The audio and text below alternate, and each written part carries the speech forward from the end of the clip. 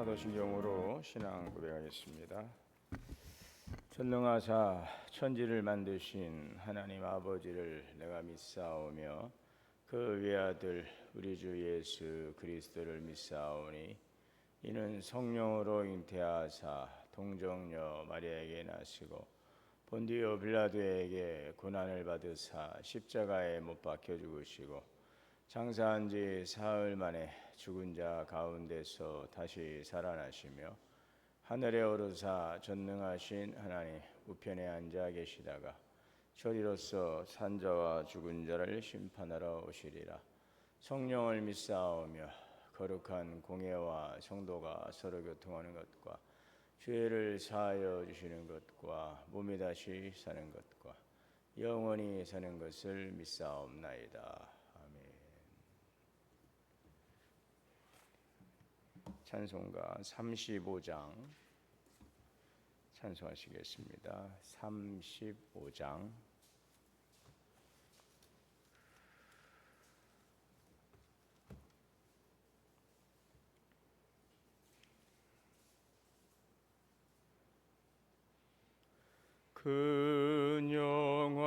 근영화로신 주 이곳에 오셔서 이 모인 자들로 주 백성 삼으사 그 중에 항상 계시고 그 중에 항상 계시고 그 영광 나타내소서. 이 백성 기도와 또 예물 드리니 향내와 같으니 곧 받으옵소서. 주 예수 크신 복음을 주 예수 크신 복음을 만 백성 듣게 하소서. 또 우리 자손들 다 주를 기리고 저 성전 돌같이 기나게 하소서. 주 구원하신 능력을 주 구원하신 능력을 늘 끝날까지 주소서.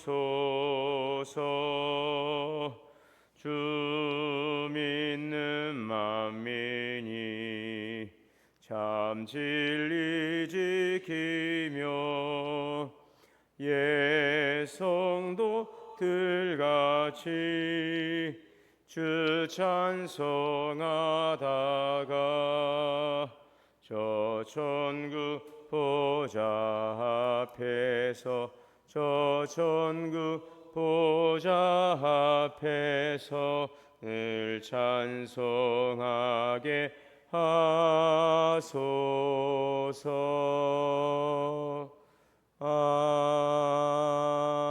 아멘.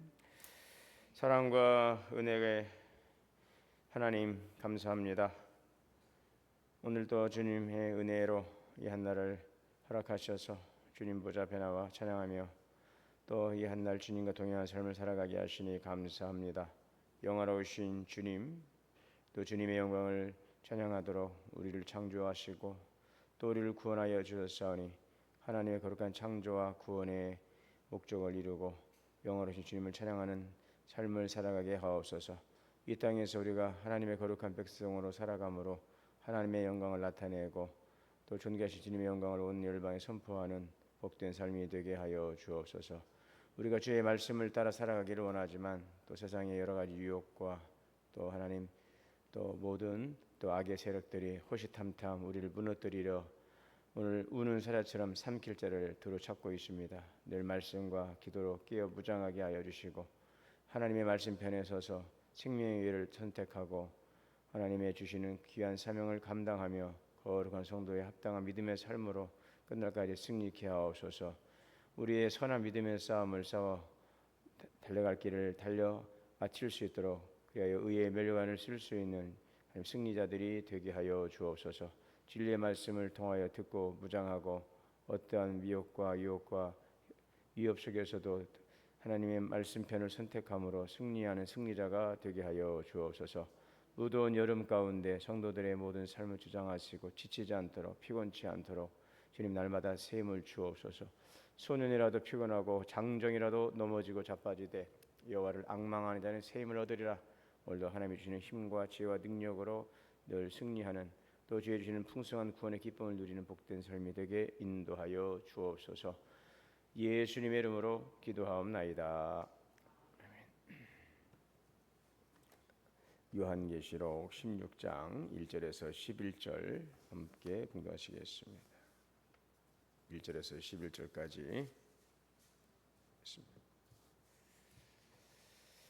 또 내가 들으니 성전에서 큰 음성이 나서 일곱 천사에게 말하되 너희는 가서 하나님의 진노의 일곱 대접을 땅에 쏟으라 하더라.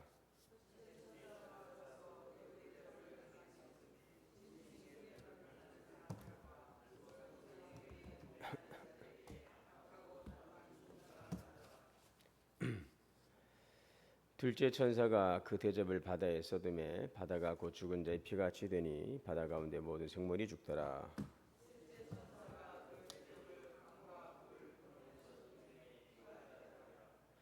내가 들으니 물을 차지한 천사가 이르되 전에도 계셨고 지금도 계신 거룩하신 이여 이렇게 심판하시니 의로우시도다.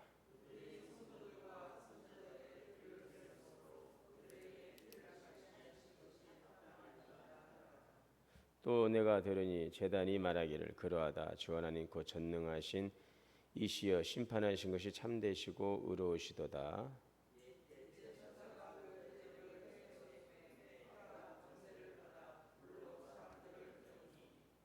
사람들이 크게 태움에 태워진지라. 이 재앙들을 향하는 권세를 가지신 하나님의 이름을 비방하며 또 회개하지 아니하고 주께 영광 돌리지 아니하더라.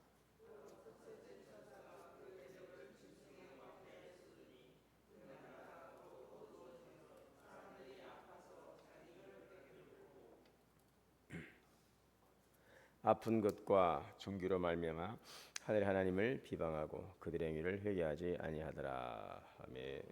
네, 11절까지 읽겠습니다. 하나님의 은혜와 평강이 우리 모두에게 충만하시기를 주의 이름으로 축복합니다. 우리 요한계시록은 예수 그리스도의 재림의 확실성을 우리에게 보여주고 있습니다. 그래서 우리가 확실한 그 소망의 믿음을 가지고 깨어 있기를 또 기도하기를 가르치고 있습니다. 이제 요한계시록의 일곱인 일곱 나팔 일곱 대접 이 본론에 해당하는 이 재앙의 마지막 대접 재앙이 어제 15장에서 16장까지 진행이 됩니다. 이제 마지막 일곱 대접 재앙이 부어지게 됩니다. 이게 1절에 내가 들으니 성전에서 큰 음성이 나서 일곱 천사에게 말하되 너희는 가서 하나님의 진노의 일곱 대접을 땅에 쏟으라. 그래서 큰 음성은 바로 하나님의 음성입니다. 마지막 대재앙은 하나님의 명령으로 시작이 됩니다. 그래서 일곱인 재앙 또 일곱 나팔 재앙은 이 범위가 제한적이었습니다. 그리고 부분적이었습니다. 땅의 3분의 1, 또 바다의 3분의 1, 또 배들의 3분의 1이 깨어지는 이런 부분적 제한적 재앙이었다는 것은 어떤 이제 특정 지역이나 분야에 집중된 심판이지요. 그래서 우리가 이 재앙을 이제 물론 이제 그 시대적으로는 로마의 멸망이지만 이건 두 가지를 우리에게 계속 복합적인 그 예언을 우리에게 주고 있다는 것을 꼭 봐야 됩니다.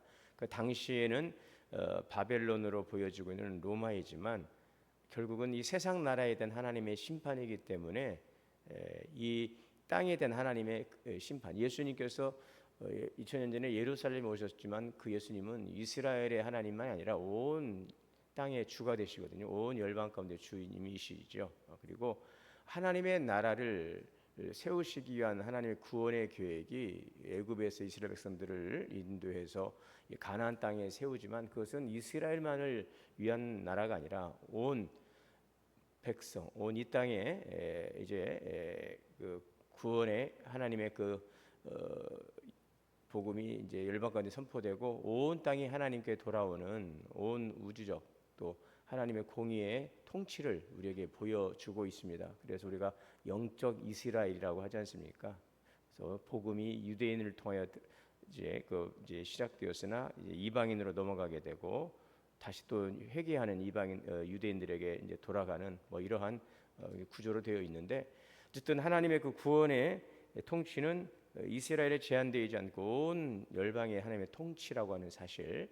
이 로마의 멸망은 단지 그 로마의 멸망이 아니라 이 바벨론으로 대표되는 당시의 로마였고 온 세상에 임할 하나님의 공의로운 심판이기 때문에 이 일곱 나팔 일곱 대접의 재앙은 로마로부터 시작되는 재앙이지만 온 이제 세상에 임할 하나님의 우주적 심판이라는 사실을 우리가 같이 보아야 됩니다. 그래서 요한계시록은 그 과거적인 역사적인 해석을 우리가 이제 베이스로 하고 있지만 또 장차 될 일들. 그래서 요한에게 말씀하신 것을 기록하라고 했잖아요. 두루마리에 써서 7교회 보내라고 하잖아요. 내가 지금 본 것과 지금 있는 일과 장차 될 일을 두루마리에 써서 보내라 그래서 네가 본 것은 무엇이었습니까? 그리스도께서 7 금촛대 사이를 거니시는 모습이었죠.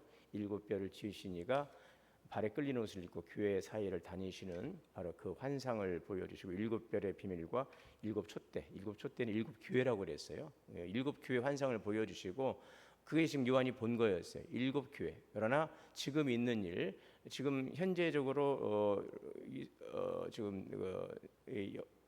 있는 일에 대한 그러한 일들을 이제 기록하게 하고 장차 될 일들, 아주 미래적 사건까지 이제 보여주고 있는 것입니다. 그래서 이것을 복합적 예언이라고 하는 것을 우리가 볼 수가 있죠. 그래서 일곱인 일곱 나팔 일곱 대접재앙은 다른 사건을 계속 시간적으로 반복되는 이게 굉장히 그 병행 구조로 되어 있는 것을 볼 수 있다고 말씀드렸는데 흰말, 붉은말, 검정말, 청황색말, 순교자의 단원 또 그 다음에 해와 달과 별이 타격을 입는 것, 7인이 떼어지면서 7 나팔이 불게 되고 또 땅과 바다와 강과 해가 타격을 입고 또 황충이 올라오고 또 유브라데 강에 결박한 데 천사가 놀림을 당하면서 2만만의 군대가 움직이는 모습들 이게 지금 7 나팔이었죠. 7 나팔에서 또 7 나팔이 떼어지면서 7 대접이 부어지는 거죠. 이게 이제 맞물려 있다고 그랬어요. 이렇게 제가 말씀드렸죠. 예를 들어서 그 나사못처럼 이렇게 쭉 파고들어요. 집중적으로 심화되고 이제 아주 하나의 목표를 향하여 그 악의 멸망을 향하여 그리스도의 통치가 쭉 이제 파고 들어가는 것이죠. 그것이 이제 로마로 이제 보여주고 있지만 이것은 그 실체로 보면은 땅에서 올라온 짐승과 바다에서 올라온 짐승과 그 뒤에 있는 용, 이 악의 삼위일체, 그죠?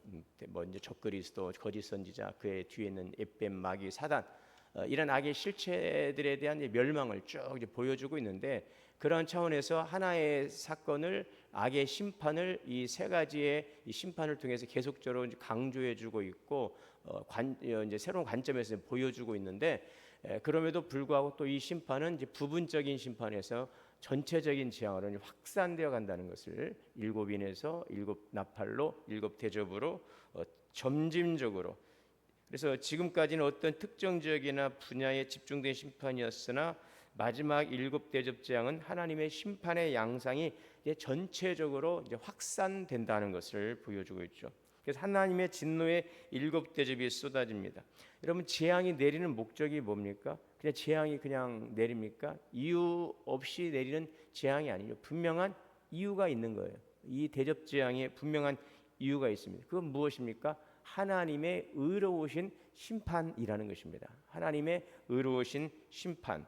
그래서 계속 5절에서도 이렇게 심판하시는 것은 의로우시다라고 말씀하죠. 6절에서도 이것은 합당하다라고 말씀하고 있습니다. 또 7절에도 이 심판은 참되시고 의로우시다라고 말씀하고 있죠. 하나님의 진노의 일곱, 하나님의 그 진노는 악에 대한 진노인 것입니다. 악에 대한 진노. 하나님의 심판은 공의로우신 심판입니다. 그래서 이 재앙은 정의를 집행하시는 심판이시죠. 성도들의 또 선지자들의 그 피 흘림에 대해서 그들이 순교자들이 탄원하는 그 장면이 다섯 번째 인을 뗄 때 순교자들의 그 피 흘림에 어느 때까지 저희들의 이 억울함을 주님께서 신원하지 않으시겠습니다라고 잠시 쉬어라고 하는 그 음성이 들리는데, 이것은 하나님의 그 공의로우심을 이제 주님께서 이루어가시는, 실행하시는, 집행하시는 심판이라는 것을 보여주고 있습니다. 특별히 지금 요한계시록을 읽던 이 당시의 초대교회 성도들은 이게 헬레니즘 사상에서 따라서 이제 우주의 원리를 지금 이해하고 있는 것이죠. 이 헬레니즘 사상에 따라서 이 우주의 원리를 이해하고 있는데, 우주는 어떻게 구성되냐? 물과 또 땅과 바다와 공기, 이 네 가지로 구성되었다라고 그들은 이해하고 있습니다. 물과 땅과 바다와 공기, 이것이 우주가 이제 조성되는 그런 원리라고 하는 것이죠. 그래서 물과 땅과 바다와 공기가 이제 심판의 대상이 되고 있는 것은 이것을 다 이제 파괴해 버리는 것이죠. 그래서 온 우주에 대한 그 하나님의 우주적 심판을 보여주고 있습니다. 여기 대접을 땅에 쏟았습니다. 이 땅에 쏟았을 때에 첫 번째 천사가 그 대접을 땅에 쏟습니다. 그러니까 하나님의 그 심판을 집행하는 그 천사들이지요. 하나님의 공의로운 심판을 이제 실행에 옮기는 이 천사들인데, 이 첫 번째 천사가 그 대접을 땅에 쏟으니 누가 죽습니까? 짐승표를 받은 사람들, 또 우상에게 경배한 자들, 그러니까 하나님을 대적하는 이 불신 세력들, 하나님의 그 공의로움을 거부하는 이 악의 세력들, 짐승표를 받고 우상에게 경배하는 자들, 바로 하나님을 대적하는 자들의 이 삶의 터전, 이 땅이라고 하는 것은 어둠의 세상 권세가 장악하고 있는 세상 전체를 지금 말씀하고 있는 것이죠. 특별히 이 재앙의 대상이 짐승표를 받은 자들과 짐승의 우상에게 경배한 자들, 이들의 삶의 터전을 하나님께서 심판하시는 이 공의로운 심판. 이 땅을 심판하면 여러분 어디로 갈 데가 없잖아요, 그죠? 땅을 심판해버리면 피할 데가 없는 거죠. 하나님의 그 심판은 피할 수가 없어요. 어디로 숨는다고 해서 숨을 수가 없어요. 지금은 우리가 어디로 뭐 숨기도 하고 피하기도 하고 부정하기도 하고 막 그러잖아요. 막 큰 소리 이제 하나님 앞에서 때로는 뭐 피하기도 하고 뭐 때로는 막 항변하기도 하고 대적하기도 하고 살만하니까 그래요. 그러나 이제는 하나님께서 이 땅을 탁 심판하면 어디로 피할 때, 도망갈 때, 숨을 데가 없는 것입니다. 완전히 그 악을 이제 완전히 이제 드러내시는 것이죠. 이것이 하나님의 심판임을, 공의로운 심판, 확실한 심판임을 우리에게 보여주고 있습니다. 둘째 천사가 그 대접을 바다에 쏟으며 바다가 죽은 자의 피같이 되니 바다 가운데 모든 생물이 이제 죽임을 당합니다. 이 바다라고 하는 것은 혼돈의 공간입니다. 이 악의 세력, 땅의 세상의 체제를 상징을 하고 있는 것이죠. 혼돈의 세력, 이 악의 세력, 이런 것들이 이제 일어나는 곳이 이 바다입니다. 그 바다도 하나님의 심판의 대상이 되었어요. 피같이 되었다. 죽은 자의 피같이 되었다. 생명이 완전히 파괴되고 이제는 그 부패한 냄새가 온 땅에 가득하게 되는 것입니다. 이 죽은 자의 피라고 그랬어요. 죽은 자의 피같이 된다. 이 죽은 자의 피는 어떻게 됩니까? 그러면 굳어버리잖아요. 피가 완전히 굳어버립니다. 그리고 피가 썩으면 아주 고약한 냄새가 나죠. 예, 우리가 이제 그래요. 이 피가 굳어버립니다. 썩습니다.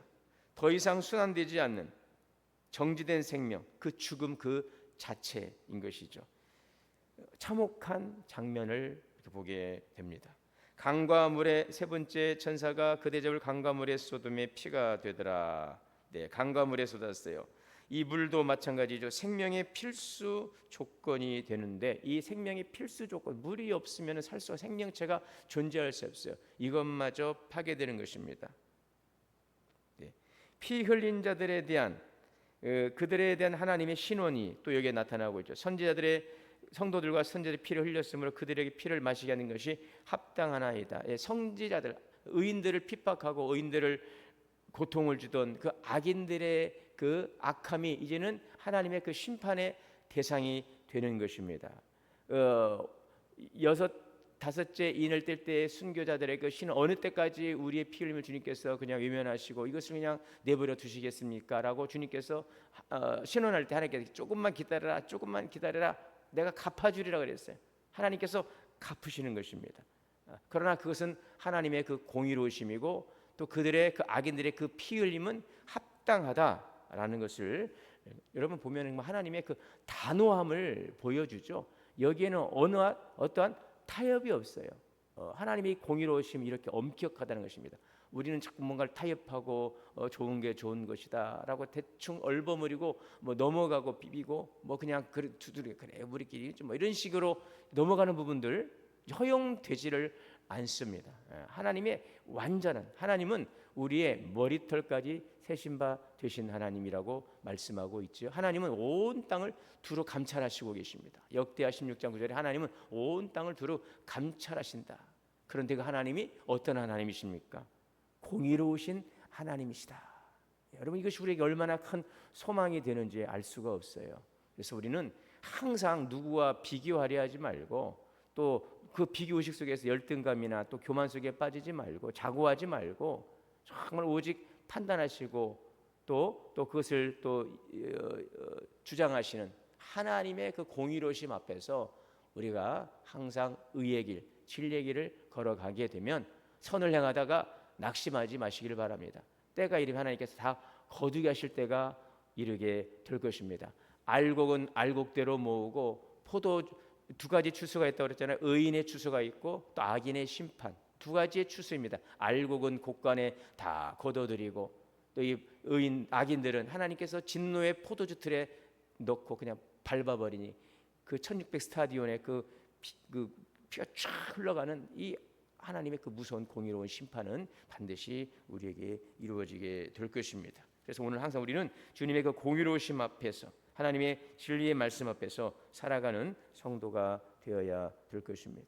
넷째 천사가 그 대접을 해 소돔의 해가 권세를 받아 불로 사람을 태우니 생명을 주는 해가 심판의 도구가 되게 된 것입니다. 네. 우리에게 생명을 준 하나님의 그 은혜의 이 모든 것들이 심판의 도구가 되었어요.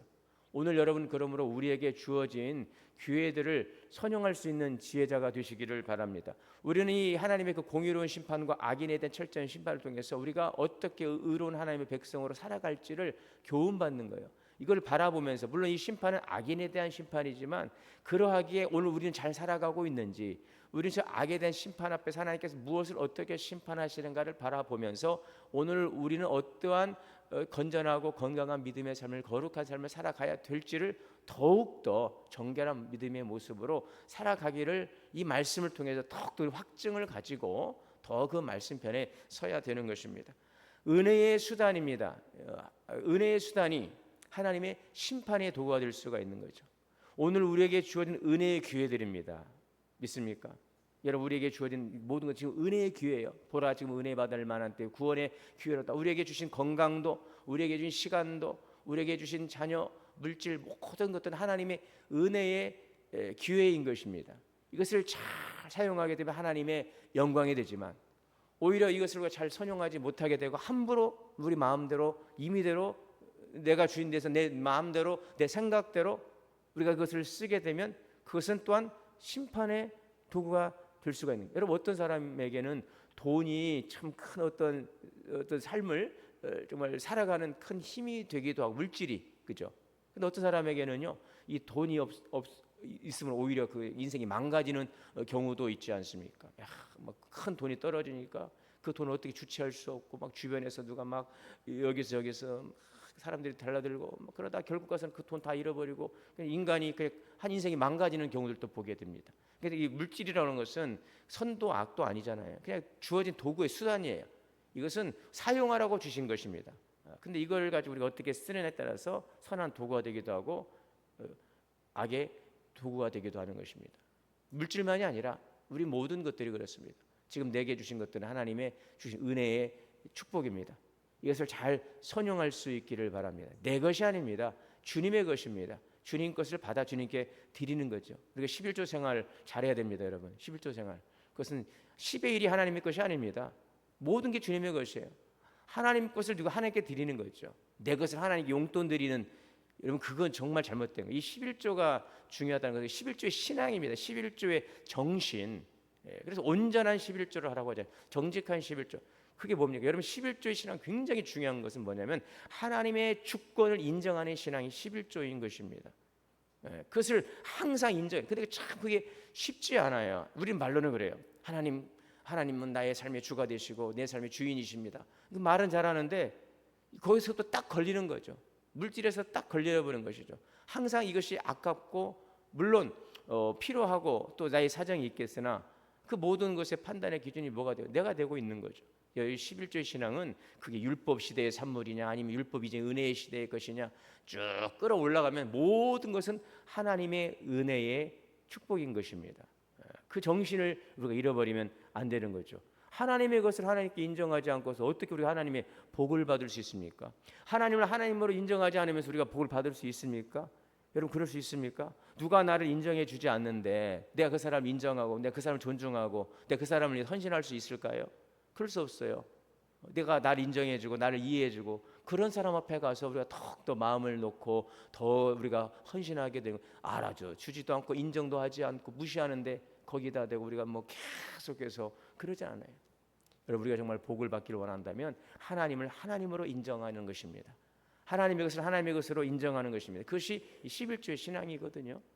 모든 주권이 주님께 있다는 사실을 우리에게 보여주고 있어요. 그래서 이것을 물론 이 심판은 로마의 이제 철저한 심판이고 이 모든 악에 대한 불의한 세계에 대한 심판이지만 이러한 심판을 보면서 우리는 영적인 교훈으로 삼아야 될 것입니다.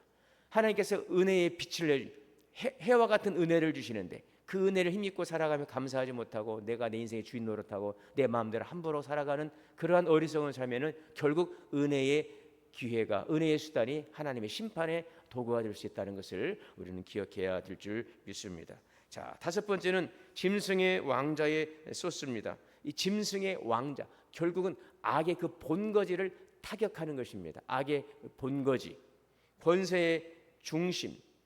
왜냐하면 그 악의 본거지를 타격하지 않으면은 계속해서 그 악은 활동을 하게 될 거예요. 그래서 그 본거지를 이제 타격을 하고 그것을 이제 쓸어 없애버리는 그 적의 그 본부를 이제 완전히 제거해버리는 하나님의 그 철저한 그 확실한 하나님의 심판인 것입니다. 흑암의 재앙으로 모든 것이 어두워져 버리는 그 애굽의 재앙. 그래서 이 일곱 대접을 보게 되면 그 애굽에 임한 그 재앙을 우리가 보죠. 그 피 재앙도 있잖아요. 나일강이 피로 변하는 재앙이나 또 흑암의 재앙이나 독종 재앙을 보면은 그래서 애굽에 내렸던 10가지 재앙 여러분 바로 어땠어요? 얼마나 어리석습니까? 그냥 처음에 그냥 한두 번 이렇게 보여줬을 때 그때 회개하고 이스라엘 백성을 내보내면 되는데 결국은 회개하지 않다가 맞을 매를 다 맞고 잃어버릴 거 다 잃어버리고 그리고 두 손 들고 항복하고 그러고도 욕심을 포기하지 못하고 나중에는 그냥 군대를 이끌고 홍해 바다까지 쫓아가서 결국은 군대를 다 그냥 홍해 바다에 수장시켜버리는 그 어리석은 그 바로 왕을 보지 않습니까? 그게 누굽니까? 바로 어리석은 인간의 모습이죠.